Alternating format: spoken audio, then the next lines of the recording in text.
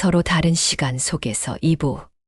2007년 서울 근교의 작은 아파트에서 시작된 민수와 지연의 결혼 생활은 어느덧 16년이 흘렀습니다.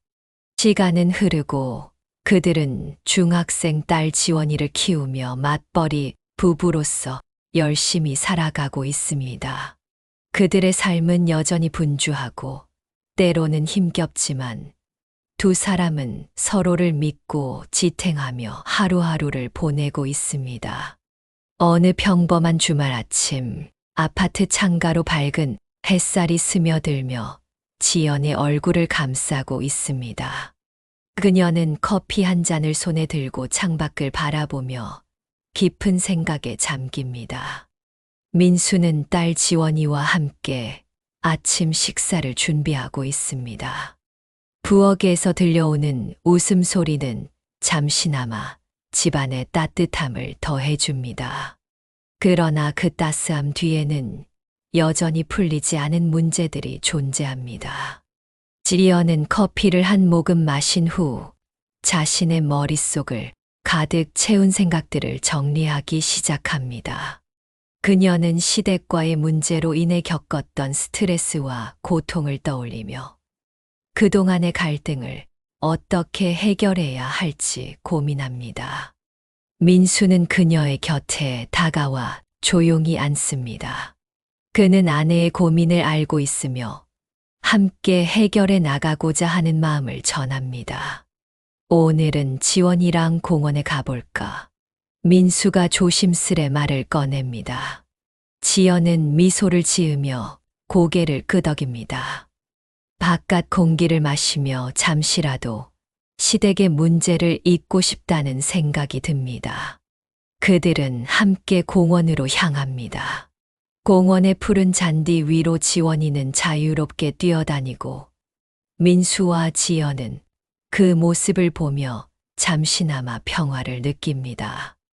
그러나 그 평화는 오래가지 않습니다.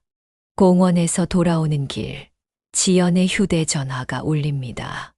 시어머니의 전화입니다. 지연은 잠시 망설이다 전화를 받습니다. 예상했던 대로 시어머니는 또다시 잔소리를 쏟아냅니다. 왜 이렇게 자주 만나지 않느냐? 지원이의 성적은 어떠냐? 끝없는 질문들 속에서 지연은 점점 지쳐갑니다. 전화를 끊고 난 후 지연은 민수에게 시어머니와의 통화 내용을 털어놓습니다. 민수는 아내의 고통을 이해하며 그녀에게 이렇게 말합니다. 이제 그만 힘들어해도 돼. 우리 가족의 행복이 가장 중요하잖아. 시댁 문제는 내가 해결할게.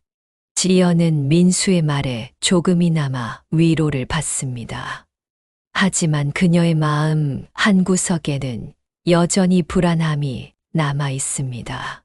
그날 밤, 지연은 잠자리에 들기 전에 다시 한 번 생각에 잠깁니다. 시댁과의 갈등이 자신의 삶에 얼마나 큰 영향을 미쳤는지, 그리고 앞으로 어떻게 이 문제를 해결해야 할지 고민합니다. 그녀는 민수와 함께 이 문제를 극복할 수 있을지, 그리고 자신의 마음을 시댁에 솔직히 털어놓을 수 있을지에 대해 생각합니다. 지연은 결심합니다. 더 이상 시댁의 무시와 잔소리에 휘둘리지 않겠다고.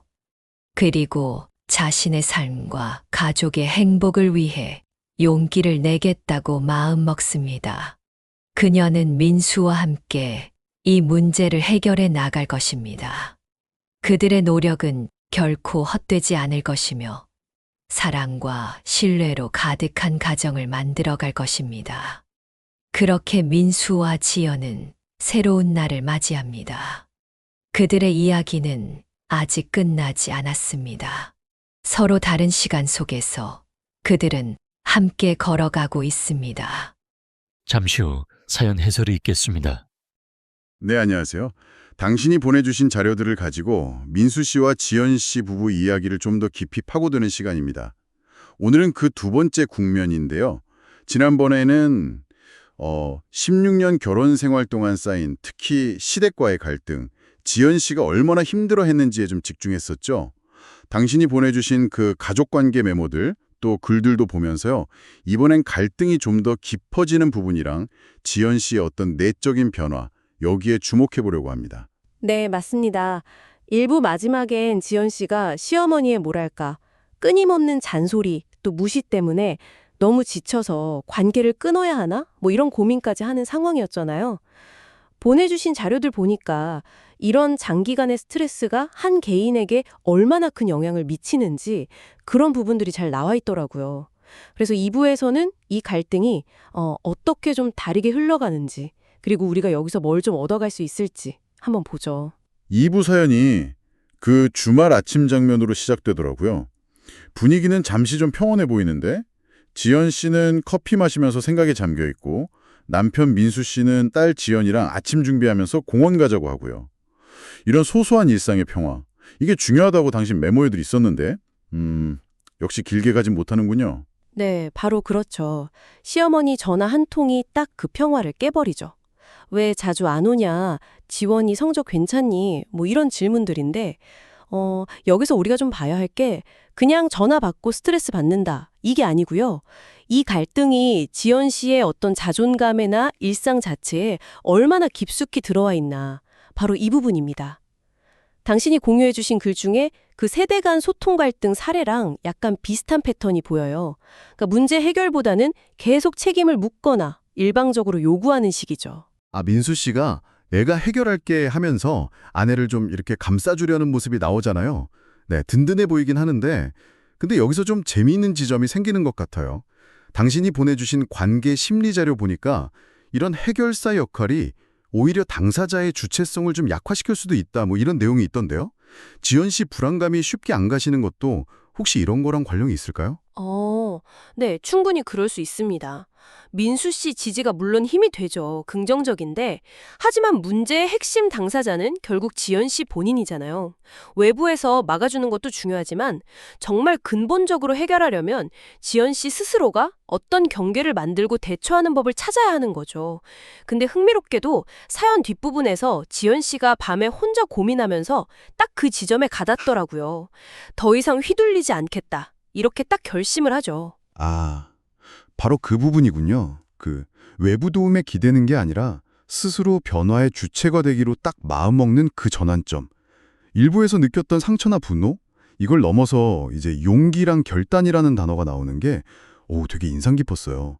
내 삶과 가족 행복을 위해 용기를 내겠다. 이 다짐이요. 이게 혹시 당신이 보내주신 그 회복 탄력성 연구에서 말하는 내적 통제감 회복 뭐 이런 거랑 연결되는 걸까요? 네, 정확합니다. 바로 그겁니다. 상황을 내가 통제할 수 있다는 믿음, 그러니까 자기 효능감이 딱 나타나는 순간이죠. 물론 이 결심 하나로 갑자기 모든 문제가 해결되진 않겠죠. 그렇지만 문제에 대한 지연 씨의 태도나 접근 방식 자체가 근본적으로 달라질 거란 신호예요. 예전처럼 외부 압력에 그냥 수동적으로 반응하는 게 아니라 자기 감정, 자기 필요를 중심에 놓기 시작하는 거죠. 이게 관계를 다시 만드는 첫 걸음이 될 수 있습니다. 그렇군요. 단순히 그냥 참자거나 남편이 어떻게 해주겠지 이게 아니라 내가 내 상황을 주도하겠다 이런 의지가 딱 보이는 거네요. 오늘 민수 씨, 지연 씨 이야기 2부를 당신이 보내주신 다양한 자료들이랑 이렇게 엮어서 보니까 그 표면적인 사건 너머의 심리적인 움직임이 훨씬 깊게 이해되는 것 같아요. 네. 근데 이 부부 이야기는 아직 끝난 게 아니죠. 지연 씨의 이 결심이 정말 구체적인 행동으로 이어질지, 또 민수 씨는 아내의 그런 주체적인 노력을 어떻게 옆에서 잘 지지해 줄지, 앞으로 어떻게 될지가 사실 더 궁금해지는데요. 관계 변화라는 게 뭐 하루아침에 되는 건 아니니까요. 맞습니다. 오늘 저희가 함께 나눈 이야기들이 당신에게도 기존에 알고 계셨던 정보들과 이렇게 연결되면서 어떤 새로운 생각의 실마리를 던져주었기를 바랍니다. 자, 그럼 여기서 한 가지 더 생각해 볼 점이 있지 않을까요? 한 개인이 이렇게 내면의 용기를 내서 관계의 경계를 새로 만들려고 할 때 주변 사람들은 과연 어떤 역할을 해줘야 그 변화가 좀 성공적으로 자리 잡을 수 있을까요? 이 질문을 한번 남겨드리면서 다음번 탐구를 또 기약하겠습니다. 좋아요와 구독 잊지 마세요. 여러분의 응원이 더 좋은 콘텐츠를 만드는 데 큰 힘이 됩니다.